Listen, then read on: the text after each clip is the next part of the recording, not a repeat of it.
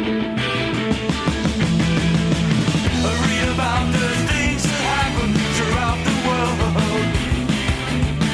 Don't believe in everything you see or hear. Read all about it. Read all about it.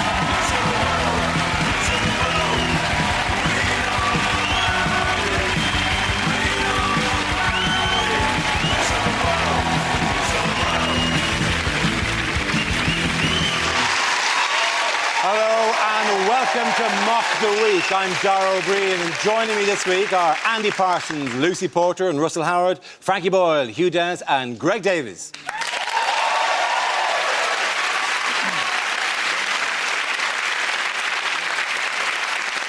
We start with a round called Headliners. Here's a picture of David Cameron. But what does CEPL stand for? Is it just a description of what he's like? Is it conservative, Etonian, posh, la-di-da?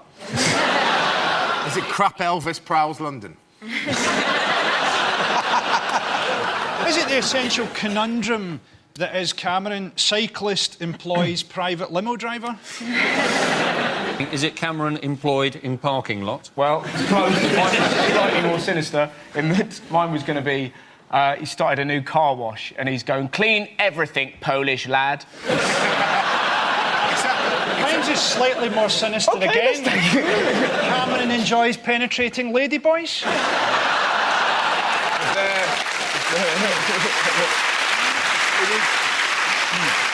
That is, you're right, slightly more sinister than employing a Polish man to clean cars. Yeah. Is it Cameron 80% lizard? You put a mouse near him, straight away. So, would the tongue just come out there? Yeah. Was he holding a fly on the end of his finger? John, I have to give you a clue. The C doesn't stand for Cameron. Conservatives. There we go. That's what the C stands for. Not particularly difficult leap. Enjoy. Pointing lots. No, not pointing lots.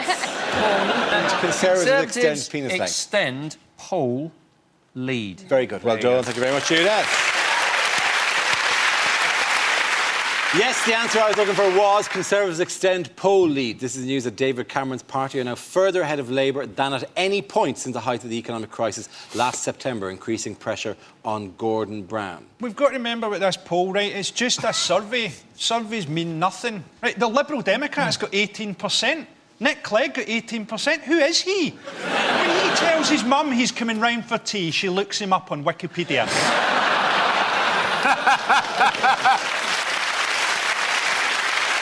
The one thing I enjoyed the survey is that it actually showed the establishment party, let's say, going up, and then the Greens and the BNP going down a couple of points, which is an interesting one. The BNP rise in particular is interesting because they, for the first time in their history, have exactly the same slogan of the Conservatives, which is out with Brown.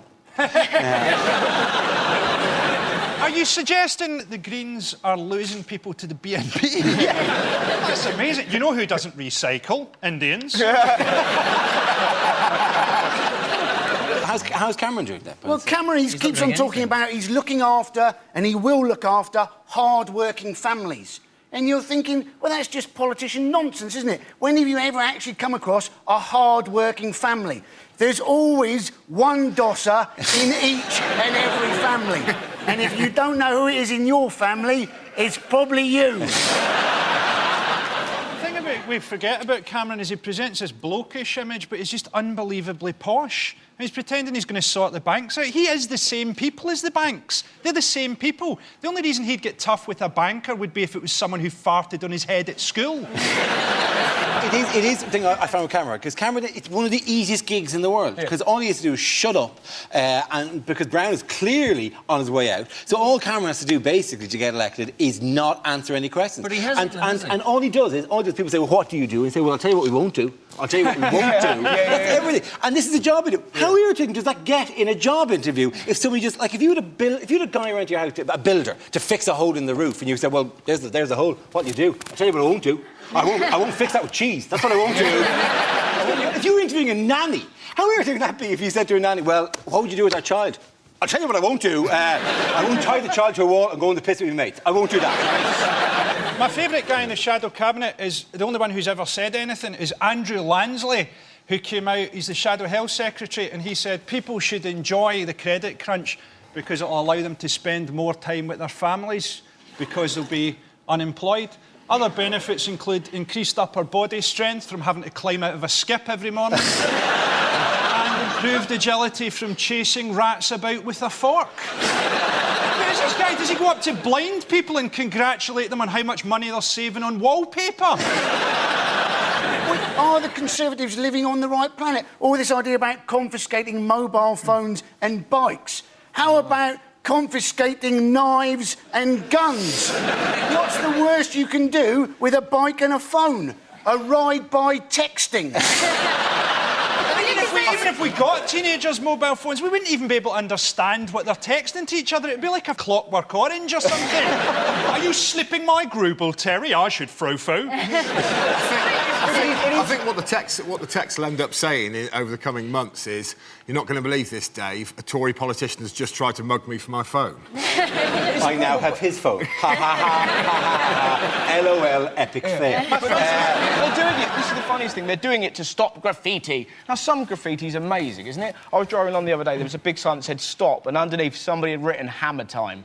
Now, you do not confiscate someone's phone if they don't have that. I'm all for confiscating bikes, though, because I've only ever been beaten up once in my life, and it was by kids on bikes when I was 10. And it was when I learnt a very, very valuable lesson in life. I was playing cricket in a local park, right, and these kids on bikes came swooping down the hill and they nicked the stumps that we were playing with, right? And this was where I learnt my valuable lesson, which was don't try and do voices. Because instead of saying to these kids, excuse me, can you give me my stump back? What I actually said to them, and I've no idea to this day why I said it, I said, excuse me,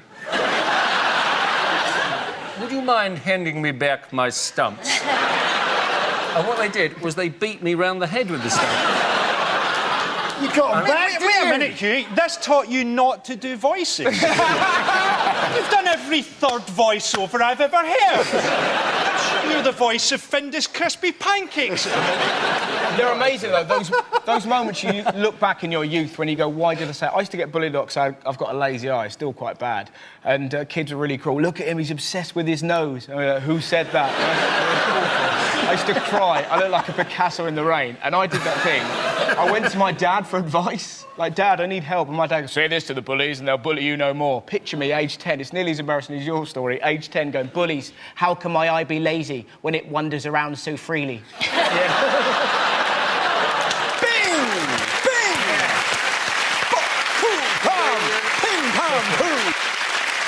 So what's Cameron doing here? He's playing football and he's looking like a twat. You look at the girl in that photo. She's got no interest in going for the ball whatsoever. She is going to take Cameron out good and proper. Maybe they are just distracting him while the other kids nick his bike. I think there's a photograph they're not showing us where that wee guy's running really quickly because at the side there's Madonna with a net.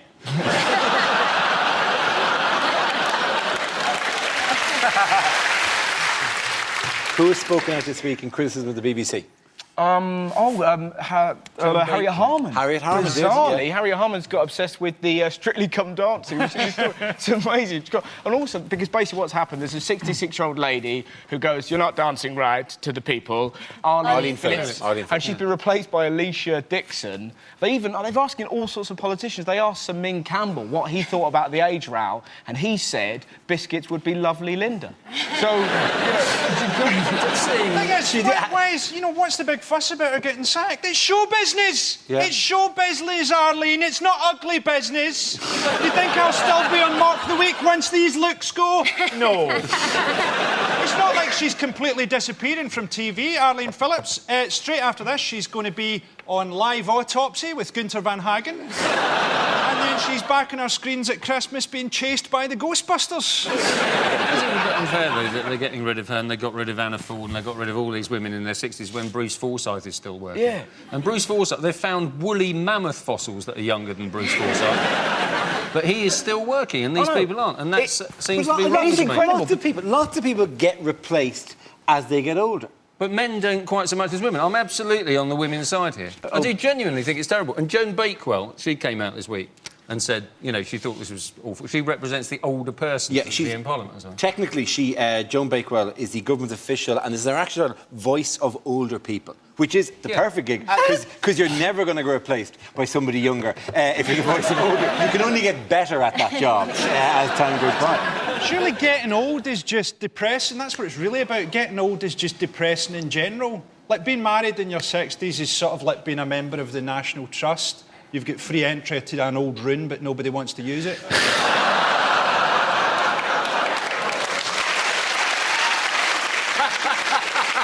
Seriously, can I just say, don't knock sex with older people. They're much more experienced and they'll tidy your room. This is my girlfriend. She's 66. I've never missed Emmerdale. But, you know, it isn't just women. The BBC, like, they're pretty patronising to old people, particularly the weather. Do you notice that? Whenever it's really hot, the weatherman always leads it and goes, now, old people, it's going to be very hot, so look after yourself. Like, old people who go, it's going to be hot! Get me dog costume, I'm going to sit in the car! With all these complaints about there not being enough old people on telly, they should just have their own channel. You know, like CBeebies, have, like, CBiddies or something like that. Have some old woman in a chair. Hello, welcome to 24 hours of tutting and casual racism. Ladies and gentlemen, at the end of that round, the points go to Frankie, Hugh and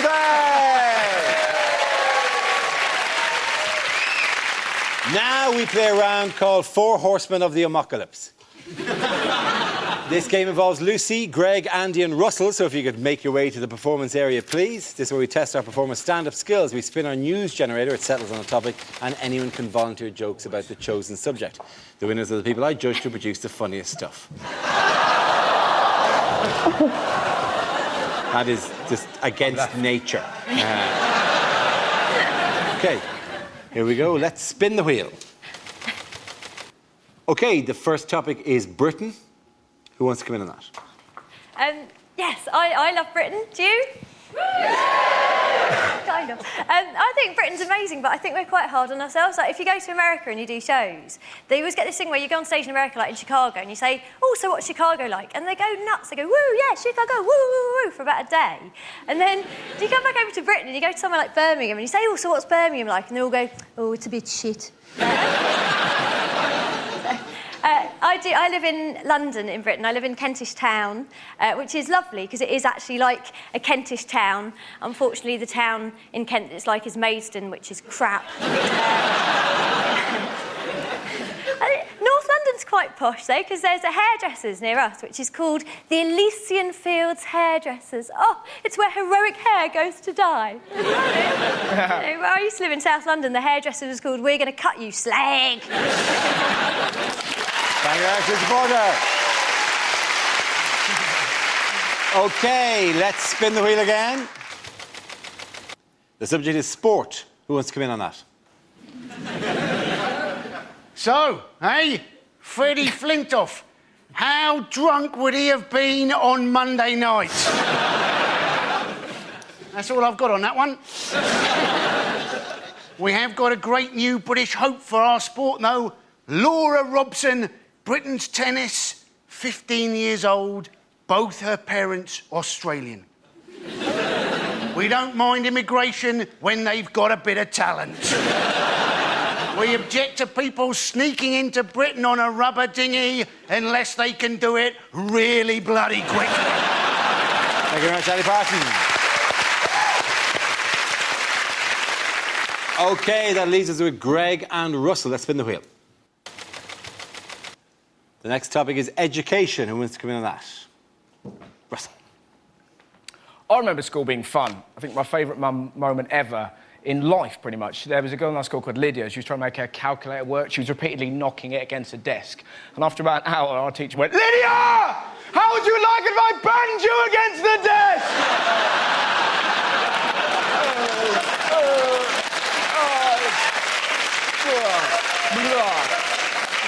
It's the greatest day of school.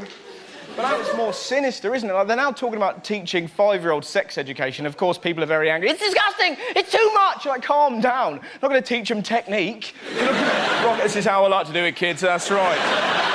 Kids aren't going to run home, put dolls around a toy car and go, look, Mum, they're dogging, they're dogging. It's going to be some poor teacher trying to talk to 5-year-olds about love. Can you imagine a harder job? Hello, children, I'm here to teach you about love. Good luck with that, mate. I'm off to lick that tree. Thank you very much, Russell. OK, Greg, let's see what topic you've been left with. Let's spin the wheel. And the topic is the human body. I have to tell you that being a tall man in this country is tedious, ladies and gentlemen. Tedious, because in small towns throughout the country, there are a series of jokes prepared by the locals on our behalf. I'll be walking innocently into a local pub or down the street, and I'll get several jokes. One of the jokes might be this. Just to give you an example of the level we're talking about. Another joke might be, what's the weather like up there? It's freezing. There's a massive climate change in this amount of space here, you toothless buffoon. And probably the most offensive example of this is genuine. I was at a cash point and there was a little old woman in front of me at the cash point tapping away with her claws, and I'm sorry, I'm just quite angry about this. And when she'd finished, bless her heart, she turned around and she hadn't seen me. She turned around and she went like this. Oh!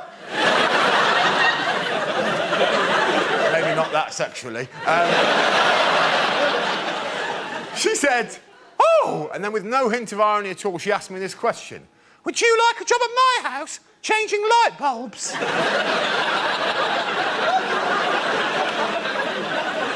No. No, old woman. I have plans of my own.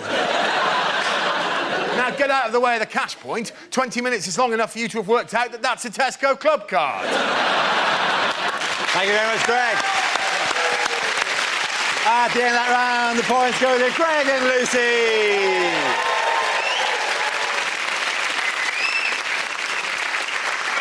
Our next round is called If This Is the Answer, What is the Question? On the board are 6 categories. Greg, which category would you like? Science, please. OK, science is the category. The answer is 40 years. What's the question? What is the average waiting time at Glasgow A&E on a Friday night? Is it for how long would I happily follow Beyoncé up an impossibly tall ladder? Is it? Sorry. Is it how long would it take to cook John Prescott? Is it? Medium rare. Yeah. What is the youngest my balls have looked? Is it how much older does Dara look than Russell? Is it, on average, how long does it take me to knock one out to loose women?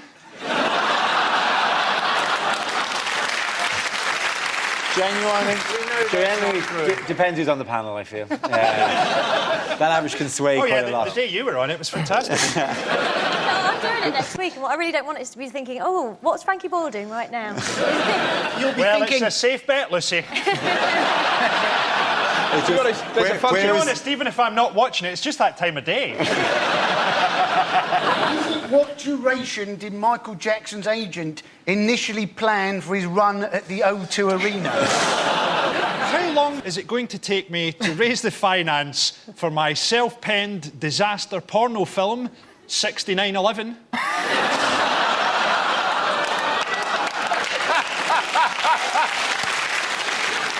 It's about space. It's about space. It's about space. I know the answer, Hugh, please. I know the answer. Is it for how many years has Buzz Aldrin looked in the mirror and gone, it should have been me?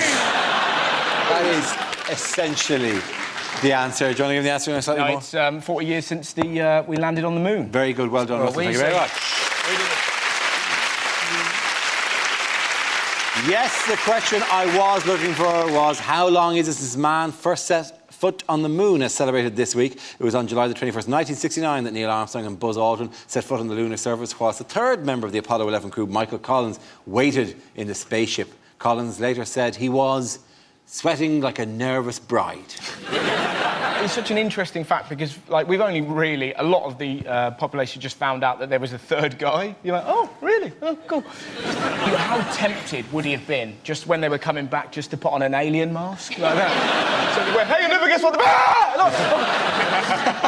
Before we move on, can I get this straight? We're going to talk about this like the moon landings happened. Yes, we're presuming for the sake of this conversation that the moon Yeah. has actually happened. In 1969, right, they took off and went, oh, let's point it at the moon. Let's land on the moon. Oh, there's the moon. Oh, time's up. Let's take off from the moon. Go back to Earth. Let's point it. We don't want to miss Earth. NASA can't launch a rocket from here without blowing it up. Their next mission is called Operation Space Grave. We, as a culture, do not have the ability to get to the moon. We don't have the ability to get a Saturday show right for Graham Norton. What else are we going to be talking about? We're going to be talking about Aslan's birthday, are we? And Mrs. Tiggy Winkle having a wedding anniversary. It didn't fucking happen. It did happen. There was a faked moon landing, but you are confusing it with the one by Wallace and Gromit. Their current theory is that what they want to do is try and make a stopping off station on the moon so as they can get to Mars. And that sounds to me rather like a Ryanair flight, isn't it? Oh, yes, we're flying to Mars. We actually land on the moon and there'll be a bus service from there. Doesn't going to the moon and going to Mars seem a bit pointless now that we've invented Photoshop? Hey, there's a man on Mars and it's Bruce Lee. They've actually found that, though, they've got a little bit of Mars back, haven't they? And they've actually found that there is life on Mars in the form of bacteria. So now we know that if the Martians ever do land, all we've got to do, little bit at Sillet Bang, we're away. It'd be a very short film, though, wouldn't it? Yeah. War of the Worlds. And just Tom Cruise cleaning his kitchen. End of War of the Worlds. There's a British guy up there at the minute, isn't there, in the space station? Yeah. No, just in space. Oh, OK. In space, just in space, generally. Oh, that's the sad thing in space is Satanta still have the satellite going around. Just recently, and it's just trapped inside is Steve McManaman going, hello, hello. Like the Superman baddie. Just spinning around. all the Satanta presenters, Steve McManaman, Jor-El, they're all in there trapped forever. No, we overextended ourselves financially. Ah. To be honest, you can't have a British space station. Now, it would just sound so rubbish just to hear him up in space going, Nuneaton, we have a problem. You know that robot you said you sent us? Yeah, it's an old man covered in tin foil. You can't really have a British space programme, man. The only way we'll ever get a Union Jack onto the moon is if we stick Nick Griffin on Brixton High Street. I was wondering, would you go to Mars if you... Are you offering? I've already applied for the programme to be fired to Mars. I've applied several times under the name Chris Moyles. Yeah, just surprise me. Don't even tell me if you're going to do it. Just stick a sack over my head and fire me up there. And if I say no, and if I say it's not me, I'm just joking. That's just a funny joke I do. Just fire me to Mars. There's going to be no glory if we ever put a man on Earth, because you're there for 3 years not using your body. You'd arrive in Mars, go, here we go, and... my legs don't work! Who else is entered the space race? China! China. Trying to reach the moon. Do you know how they're doing it? How are they doing it? Human pyramid. On a motorbike. On a motorbike so they can get closer to the moon. They're always going at the moon during a full moon. They're not stupid, the Chinese. Yes, we take over moon. Not called moon anymore, called Death Star. You know, because there's no atmosphere, apparently Neil Armstrong's footprints are still... Yeah, on they're there, the because there's moon. nothing to blow it away, yeah. Within an enormous Chinese moon city!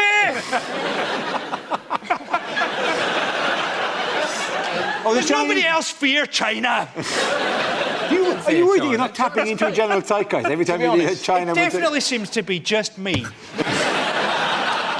you know, and who else is doing it? India. India's doing it. India's going to send up a rocket. I'd like to hear Frankie's accent on that one. I can't because I'd lose my green fans.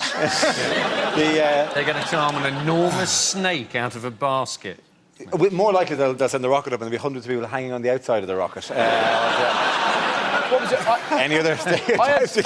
I had some idiot today go, well, they put in there, yeah, Chinese and Indians up on the moon, at least there'll be some decent food, I might actually go. And you what, that was the only thing holding you back. Okay, at the end of that round, the points go to Russ and Lucy and Andy! Now we come to our final quickfire round called Scenes We'd Like to See. This is for everyone, so if you can make your way to the performance area. I caught ideas for scenarios we'd love to see, and the performers come in with their suggestions. OK, here we go. The first subject is deleted lines from a fantasy film. I am Aragorn, son of Arathorn, the heir to Isildur and part of the Fellowship of the Ring. Please leave a message after the tone. Ron had been suffering from swine flu and people were avoiding him. Luckily, he was ginger and he was used to it. I don't know why you're so upset, Harry. The original Dumbledore died 3 films ago and no one gave a shit. Did you find Narnia in the wardrobe? No, Edmund. We found your porn stash. My friends, we will never hear the word Mordor again. Taggart has been cancelled. No, Harry, it's not a 5-headed dog. It's girls allowed. Me. I am Aslan, formed by the merger of Asda and Matalan.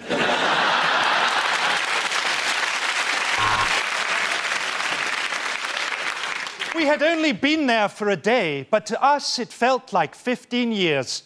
That's Birmingham. Did you honestly think I could be defeated by someone younger? I am Arlene Phillips!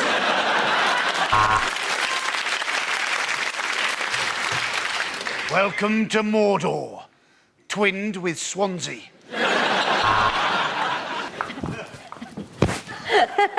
This will never work, Frodo.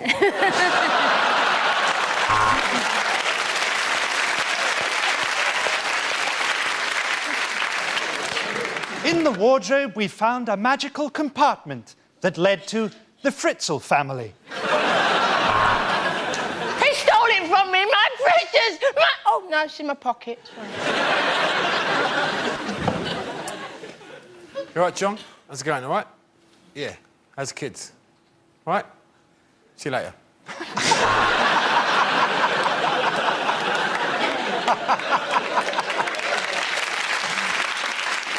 I'm not a dwarf, I'm a lesbian. The next topic is things you don't want to hear from your flatmate. That's my milk in the fridge. I squeeze it out of my tits with a vice.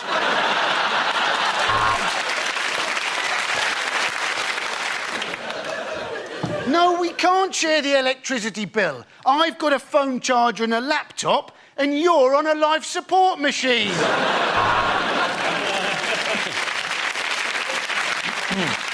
My last flat was just like Friends. Have you seen the one where Joey kills everybody? I love talking to you. With you, I can Be my real self.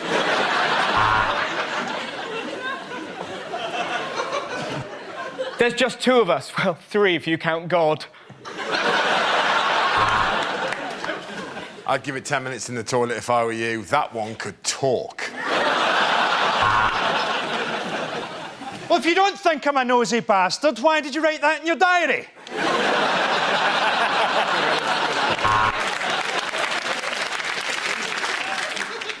Oh, that's just a novelty shower gel in the shape of a webcam. Hey, you said there wasn't enough room to swing a cat. Look at this. Loads of room. Oh, a Mr. G had called. He says it's time.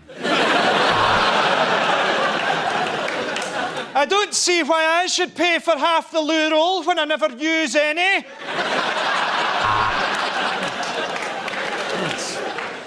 I'll tell you what, that Hoover is powerful.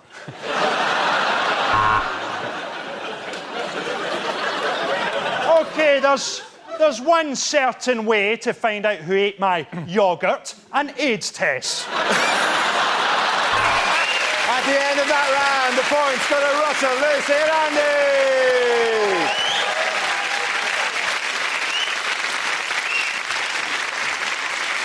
And that's the end of the show. This week's winners are Andy Parsons, Lucy Porter and Russell Howard. Commiserations to Frankie Boyle, Hugh and Greg Davies.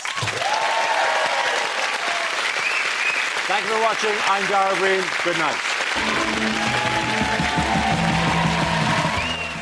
It's creepy, weird and darn funny. Natalie Cassidy joins the cast of Psychoville for the penultimate episode tonight at 10.